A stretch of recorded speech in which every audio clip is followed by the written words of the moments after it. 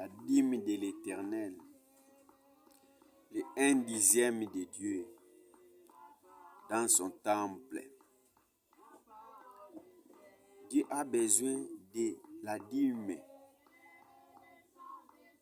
Ce que vous donnez dans vos églises, Dieu en a besoin dans sa maison. Il avait parlé à travers les prophètes. L'instruction de la dîme. Si vous lisez dans le livre de Deutéronome, chapitre 14, versets 22 à 23, vous allez voir que Dieu donnait même l'instruction sur la dîme, où il a dit, tu élèveras les 1/10 que produira ton champ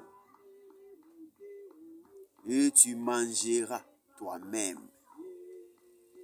Donc ce n'est pas que quelqu'un peut manger la dîme de Dieu ou à donner à quelqu'un comme vous le faites aujourd'hui. Parce que la dîme, Dieu, il en a besoin dans sa maison. Mais pourquoi il donnait les instructions pareilles? C'est parce que je dis toujours qu'ils étaient dans la loi. Dans la loi, Dieu cachait la vérité. Pourquoi il avait donné ces instructions? Si vous lisez dans le Deutéronome 14, là que je viens de citer, c'est pour ramener, pour qu'un jour, lorsque la vérité viendra par le Fils unique, qu'ils puissent comprendre pourquoi il leur a donné ces instructions. Tu mangeras ton dîme et après avoir mangé la dîme là, tu apprendras comment craindre Dieu. Alors il est allé encore plus loin dans le livre de Malachie, chapitre 3, verset 10, où il a dit, amenez dans la maison du trésor toutes les dîmes, afin qu'il y ait de la nourriture dans ma maison. Pas dans la maison où vous partez glorifier Dieu. Là, ce sont des bâtiments faits des mains d'hommes. Ce n'est pas la maison de Dieu. La maison de Dieu, Hébreux, chapitre 3, verset 6, la maison de Dieu, c'est nous. Éphésiens, chapitre 2, verset 20 à 22. Nous sommes une habitation spirituelle de Dieu. Si toi, tu es le temple de Dieu, tu es la maison de Dieu, sache-le que la dîme doit entrer dans la maison de Dieu. Même les prophètes, l'instruction était ainsi, que la dîme n'est pas, tu vas donner à personne ta dîme. C'est à manger cela toi-même. Mais ces instructions étaient cachetées, c'était charnel. Ils ne comprenaient pas pourquoi Dieu disait cela. Il a renforcé dans le livre de Malachie, chapitre 3, verset 10, où il a dit que j'en ai besoin, ces dîmes-là, vous devrez l'amener dans ma maison. Oh, la maison de Dieu, c'est nous. Comment alors on va payer cette dîme-là?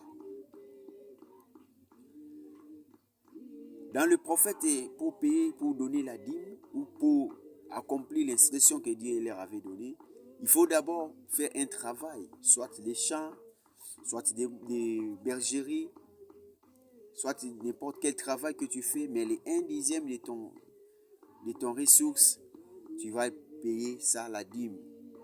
Mais l'instruction était d'utiliser la dîme toi-même pour apprendre à craindre Dieu.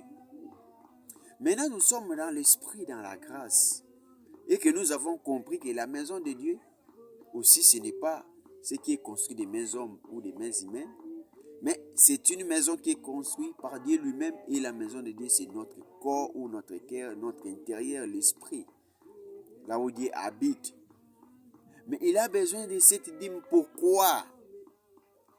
Parce que ce sont des dîmes qui construisent la maison de Dieu, qui construit son temple. Il a bien démontré dans le livre de Malachie, où il a dit que pour qu'il y ait de la nourriture dans ma maison, c'est pour dire que pour que tu ne meurs pas affamé spirituellement. Parce que lorsque l'Esprit de Dieu est en toi, il faut commencer à encaisser de dîmes dans ton cœur, dans ton corps, dans le temple de Dieu, pour que ton esprit ne meure pas et que l'Esprit de Dieu ne te quitte pas aussi. C'est pourquoi il en a besoin dans sa maison. Cela veut dire dans ton esprit. Comment tu vas acquérir cette dîme et comment tu vas donner ça? et il va mettre ça dans son temple. Nous allons comprendre ensemble. Comme il a dit, la maison de Dieu, c'est nous. La dîme, on la prend comment? À travers les travail. Aujourd'hui, dans des églises, on nous enseigne, allez faire des travail où partout vous faites. Ce n'est pas seulement le travail des champs, ce n'est pas seulement le travail des bergeries, ce n'est pas n'importe quel travail où vous faites. Les salaires que vous aurez dans ce travail, vous allez soutirer les 1/10 dans ce salaire. Vous comprenez comment on enseigne aujourd'hui.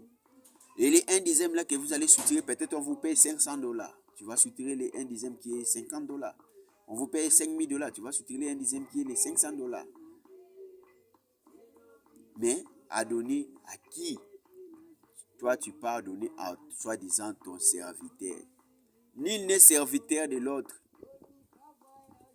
Nous sommes tous ouvriers avec Dieu. Nous devons tous être des serviteurs. Parce qu'il a dit dans sa parole, dans le livre de Matthieu 28, 19, allez et faites de toutes les nations des disciples, que tous deviennent des serviteurs. Parce qu'à travers, en devenant serviteur, c'est à travers ce travail-là que tu auras la dîme. Parce que si tu ne travailles pas, tu ne mangeras pas. Cela veut dire que tu ne vas pas encaisser la dîme dans le temple de Dieu, qui est ton corps. Et tu n'auras pas la vie éternelle. Parce que cette nourriture-là te permet d'avoir la vie éternelle. Cela veut dire que si l'Esprit de Dieu demeure en toi, dans ton cœur, jusqu'à la fin de tes jours sur cette terre, c'est à cela que tu auras la vie éternelle. C'est cette dîme-là qui te permettra d'avoir la vie éternelle. Ce n'est pas pour augmenter tes affaires. Ce n'est pas pour augmenter la promotion dans tes travaux. Ce n'est pas pour ouvrir des portes charnelles. Non. Mais c'est pour te donner la vie éternelle. C'est pourquoi il a dit, mettez-moi à sorte de l'épreuve et vous ne verrez pas si je n'ouvrirai pas pour vous les escaliers des cieux. Cela veut dire que les portes des cieux vont s'ouvrir à travers la dîme. Comment ça va s'ouvrir? On y apprendra plus tard. Donc nous comprenons que la dîme vient à travers les salaires. Et les salaires, c'est à travers un travail qu'on va faire. Mais c'est quel travail que nous allons récolter la dîme ou les 1/10? Est-ce que c'est parce que tu travailles dans les fonctions publiques? C'est parce que tu es enseignant? C'est parce que tu es docteur? À travers ton salaire là qu'on te paye là en espèces ou en monnaie électronique qu'on te paye, que tu vas soutirer la dîme et tu donnes soi-disant à ton serviteur ou à un serviteur de Dieu quelconque? Ou c'est quoi les salaires que tu auras et c'est dans quel travail que Dieu nous instruit de prendre la dîme et de payer la dîme? Et à qui donner la dîme? La vraie dîme.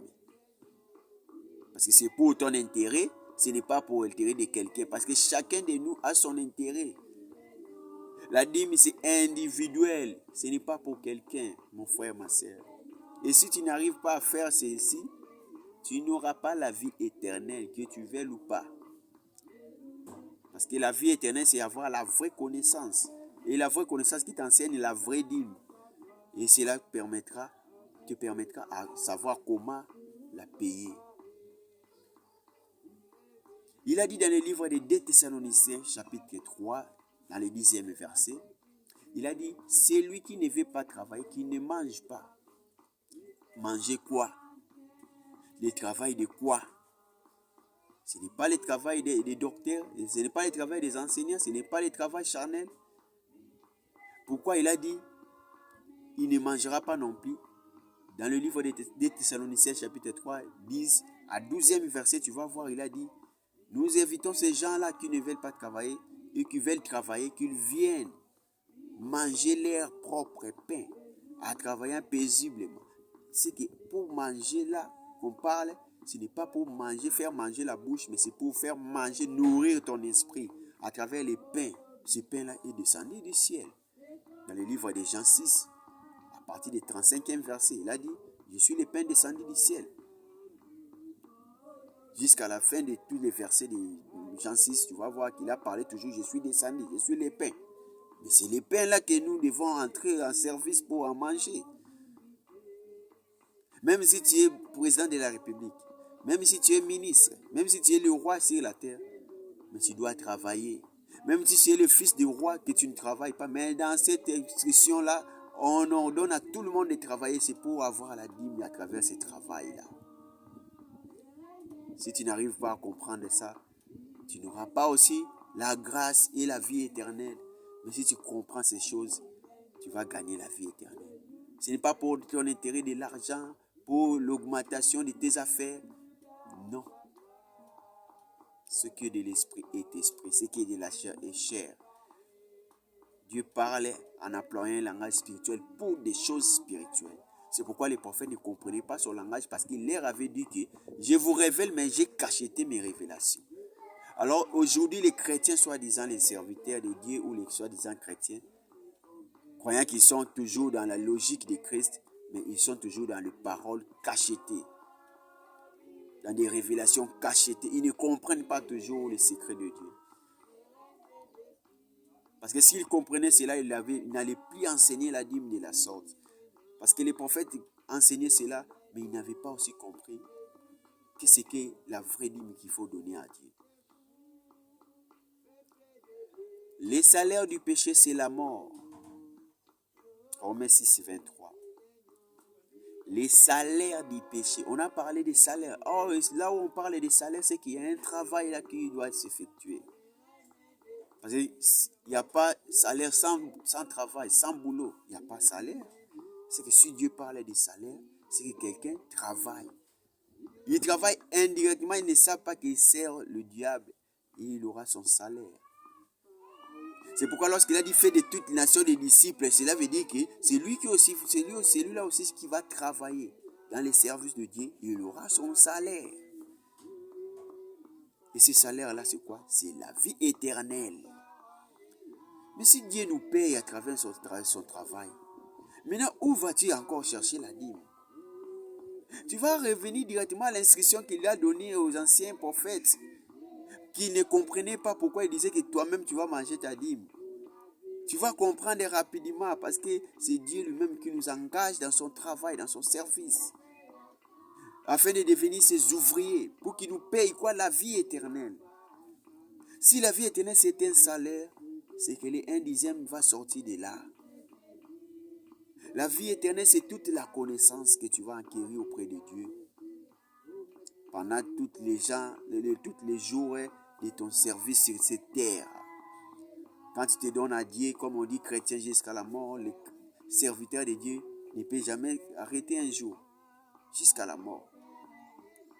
D'autre part, Christ a dit, celui qui ne supporte pas sa croix n'est pas digne de moi. Cela veut dire que c'est lui qui a reçu la vraie connaissance, qui accepte de demeurer avec Christ et la vérité. Il va saisir cette vérité jusqu'à la fin et enseigner aussi les autres. Ces services-là que tu fais, c'est ça ton travail. Ce n'est pas un pasteur dans une église et les autres sont des croyants. Non, Dieu n'aime pas des croyants, Dieu aime des serviteurs. Dieu aime que si on t'en prend, on t'enseigne, toi aussi tu pars à enseigner. C'est ça l'importance des serviteurs, apprendre et enseigner les autres. Mais nous allons voir dans une église, quelqu'un était croyant, il a fait 30 ans jusqu'à sa mort, il n'est jamais devenu soi-disant un serviteur. Il n'a pas de part dans le royaume des cieux. Parce que Dieu paye les serviteurs. Toi, tu m'appelles toujours, ce sont des serviteurs de Dieu. Et toi, tu es les serviteurs de Régie des eaux, de la SNEL.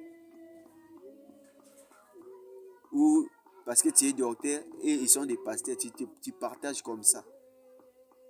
Nous sommes tous ouvriers de Dieu. C'est parce qu'on t'enseigne mal. Et tu ne sauras pas comment aussi payer la dîme. Les salaires de Dieu, c'est à travers ces salaires qu'on va soutirer les 1/10. Les 1/10 là doivent entrer dans son temple, dans sa maison, qui est notre cœur. Et comment il fait entrer, le faire entrer? C'est à travers la connaissance que tu es en train d'acquérir petit à petit. Parce que la vie éternelle, c'est toute la connaissance. Mais on ne saura pas embrasser toute la connaissance une fois pour toutes. Non. C'est en écoutant, en méditant, en se donnant dans la parole que chaque jour nous allons acquérir la connaissance. C'est comme quelqu'un qui mange et qui croit et qui grandisse bien. C'est toi aussi, comme tu es en train d'écouter la vraie connaissance et que tu es en train d'encaisser les petites choses là que tu es en train d'encaisser. La compréhension que tu es en train d'encaisser dans ton esprit, c'est ce que Dieu appelle la nourriture. Christ avait eu faim, ils ont dit dans le livre de Jean 4 là-bas, on t'achète quelque chose, il a dit non, je ne suis pas affamé de la nourriture charnelle. Donc il a faim ou envie de manger spirituellement, c'est envie d'écouter la vraie parole, encaisser cela dans ton âme pour que tu ne puisses pas mourir de faim. Faim, c'est l'ignorance. La faim, c'est envie d'avoir quelque chose. Celui qui a faim, c'est celui qui a envie d'avoir quelque chose pour manger. Celui qui a faim spirituellement, c'est celui qui n'a pas la connaissance, qui cherche à encaisser beaucoup. Donc Christ avait envie de remplir son esprit de Saint-Esprit. C'était ça, le 1/10 qu'il a entré d'encaisser dans son cœur. Donc la dîme ne se donne pas à quelqu'un, mais la dîme, Dieu en a besoin et il le prend comment? À travers la parole que tu es en train d'encaisser dans ton esprit. Ce que tu es en train d'écouter là, à travers la vérité que j'enseigne maintenant, la vérité qui sort de la bouche des anges que nous sommes, c'est cette vérité-là que tu vas commencer à encaisser. L'épée que tu as encaissé tu es en train d'encaisser dans ton cœur là, c'est ce que Dieu appelle le 1/10 de la vie éternelle, qui est le salaire. Si tu n'arrives pas à faire ceci, tu n'auras pas le part dans le royaume des cieux. Si tu continues toujours à payer les dîmes de l'argent, des monnaies électroniques ou en espèces, tu payes à César. Tu ne payes pas à Dieu. Donner à César ce qui est à César et à Dieu ce qui est à Dieu. Si tu vas donner à ton pasteur ce que tu es, celui-là que tu appelles pasteur, si tu vas lui donner ce que tu veux, ce que veut ton cœur, Dieu n'est pas contre ça. Mais qu'il t'apprenne à payer la dîme. Et la vraie dîme, non la fausse.